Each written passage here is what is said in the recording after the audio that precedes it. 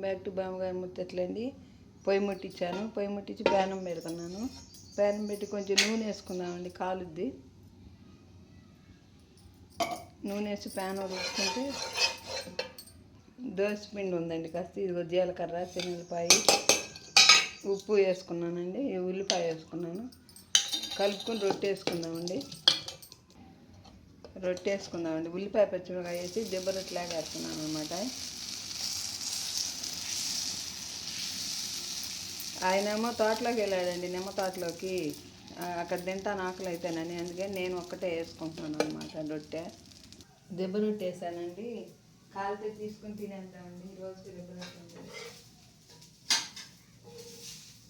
ఇదిగోండి ఉల్లిపాయ పచ్చిమిరకాయ వేసి రొట్టె వేసాను. బాగా కాలిపోతుంది. బాగుంది, చాలా బాగుంది.